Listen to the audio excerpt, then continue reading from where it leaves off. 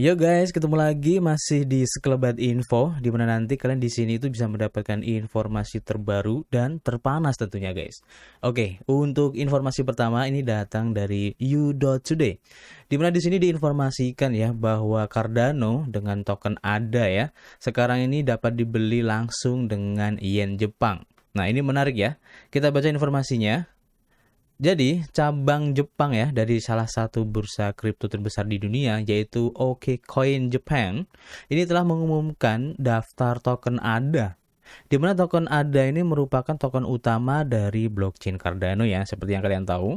Dan awal perdagangan untuk spot token ADA di bursa Jepang ya adalah pada tanggal 1 September kemarin ya. Dan ketika semua investor yang tertarik akan dapat memperdagangkan mata uang kripto dengan mata uang nasional Jepang yang biasa disebut yen. Dimasukkannya token ADA dalam daftar di OKCoin Jepang ini tampaknya merupakan langkah yang logis guys. Mengingat Cardano yang menempati posisi ke-8 ya dalam peringkat proyek kripto terbesar berdasarkan kapitalisasi pasar, dan juga selain token ADA, cryptocurrency seperti Bitcoin, Ethereum, XRP dan sejumlah kecil ya token-token yang terdaftar di bursa Jepang. Totalnya ada sekitar 17 pasang yang tersedia bagi penggemar kripto ya untuk berdagang di OKCoin Jepang. Kemudian sikap Jepang sendiri itu bagaimana guys terhadap kripto?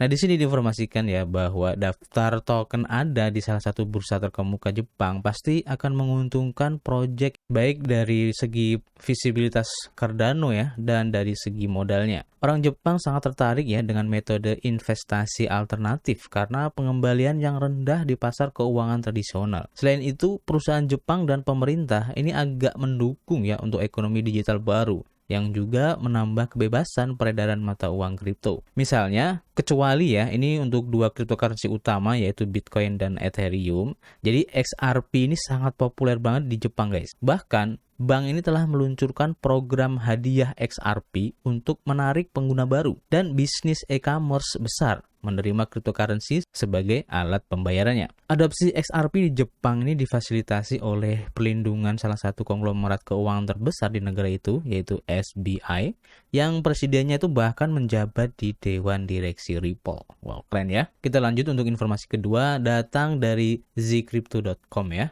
Dan di sini diinformasikan bahwa Cardano dengan token ADA ini telah mengalahkan PayPal, Netflix, dan YouTube dalam efisiensi energi per tahunnya guys. Nah, ini keren ya. Jadi Cardano ini telah memberikan tanggapan kepada para skeptis yang menyebut masalah lingkungan ini sebagai alasan dibalik kritik kripto guys. Dan tampaknya ekosistem Cardano mengkonsumsi lebih sedikit energi daripada platform yang paling banyak digunakan. Sementara penambangan Bitcoin masih menempati peringkat yang paling tinggi ya dalam konsumsi energi, dan prestasi Cardano ini merupakan kemenangan signifikan bagi industri kripto guys. Dengan konsumsi tahunannya yang sekitar 0,0027 triliun kilowatt hour, ADA ini lebih hemat energi daripada PayPal dan YouTube guys. Cardano Daily sebagai feed harian khusus untuk semua hal tentang ADA ya, token ADA, ini merilis data di halaman Twitternya pada hari Senin kemarin. Dan menurut presentasi grafis, Cardano hanya mengkonsumsi 0,0027 triliun watt hour per tahunnya guys, yang merupakan pencapaian yang luar biasa dibandingkan dengan yang lain. Sebagai perbandingan, raksasa pembayaran PayPal ini mengkonsumsi sekitar 0,26 triliun watt hour setiap tahunnya, yang hampir 100 kali lipat energi listrik Cardano guys. Data lebih lanjut mengungkapkan bahwa Netflix mengkonsumsi sekitar 94 triliun watt hours per tahun dan tidak sebanding dengan tingkat konsumsi Cardano. YouTube dengan tingkat tahunan 244 TWh tidak hanya melebihi ADA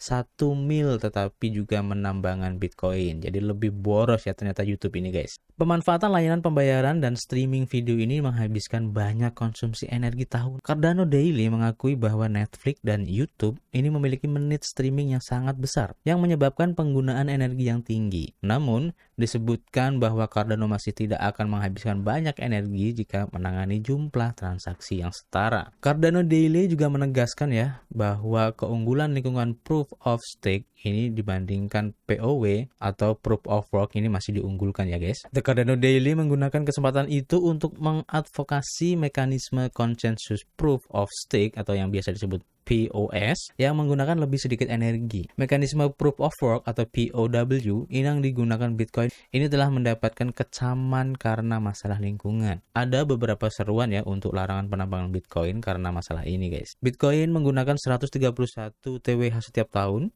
dan pada tingkat ini ia menggunakan lebih banyak listrik daripada Argentina, Belanda, dan juga Emirat Arab guys. Ini keren banget. Jelas bahwa Proof of Stake lebih hijau daripada Proof of Work. Jadi mungkin kita tidak perlu banyak mempertimbangkan tentang perspektif kripto antara Cardano, Bitcoin, dan juga Ethereum, kata pegangan Cardano Daily. Ethereum saat ini mengkonsumsi 73 TWh per tahun, namun Ethereum mainnet akan menyatu dengan rantai beacon ketika the merge terjadi, menyebabkan transisi lengkap ke Proof of Stake, dan ini akan mengurangi konsumsi energi Ethereum hingga 99% guys. Wow, keren ya.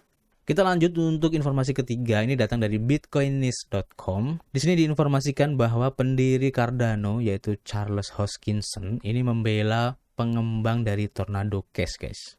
Oke, kita baca informasinya. Tornado Cash adalah mixer kripto yang baru-baru ini mendapat sanksi dari pemerintah Amerika Serikat.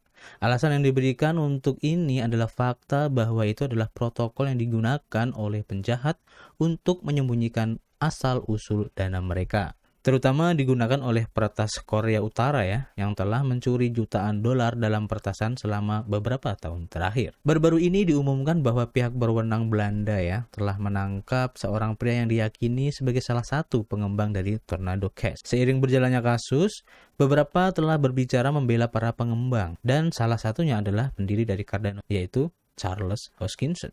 Pendiri Tornado Cash baru saja menulis kode. Jadi ada perasaan campur aduk ya mengenai sanksi Tornado Cash ini.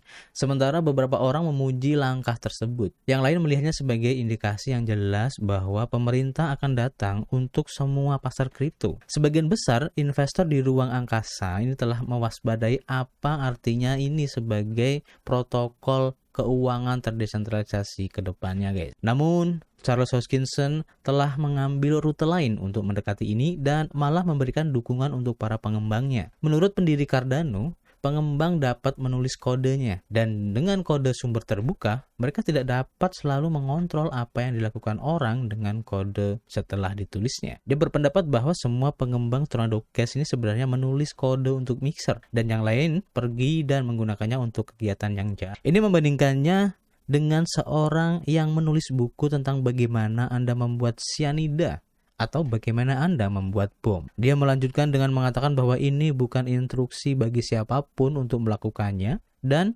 penulis tidak dapat mengontrol bagaimana orang menggunakan informasi itu. Dengan mengatakan, sebagian besar itu hanya kata-kata. Anda tidak menyuruh orang untuk melakukan ini. Pendiri Cardano tampaknya benar-benar tersinggung ya dengan pengembang protokol yang diperlukan seperti itu. Protokol dalam pemahaman pengembang ya, yang kami miliki sebagai pengembang adalah ketika kami menulis kode, itu adalah ekspresi tambah dari pendiri Cardano. Selama kami tidak terlibat dalam menjalankan dan menggunakan kode itu untuk tujuan tertentu, maka kami hanya menulisnya. Itu seperti menulis buku, katanya. Hoskinson menutup argumennya dengan mengatakan mereka hanya menulis kode yang secara teknis dapat digunakan dengan cara ini. Tornado Cash bukan satu-satunya mixer yang ditargetkan oleh pemerintah Amerika Serikat, guys. Mixer lain yang disebut Blender juga telah disetujui oleh pihak berwenang sehingga ilegal bagi penduduk Amerika Serikat untuk berinteraksi dengannya. Hal ini disebabkan oleh fakta bahwa para peretas Ronin diduga telah mencuci sekitar 600 juta US dollar yang mereka hentikan pada bulan Maret melalui mixer platform ini, guys. Pasar kripto masih belum pulih dari sanksi dan belum mengungkap apa artinya ini bagi ruang decentral finance ke depannya. Namun efeknya sudah terasa karena protokol seperti AAV telah mulai melarang dompet yang terkait dengan mixer kripto dari platformnya. Jadi, gimana menurut kalian? Tulis di kolom komentar ya. Ketemu lagi di informasi berikutnya dan peace.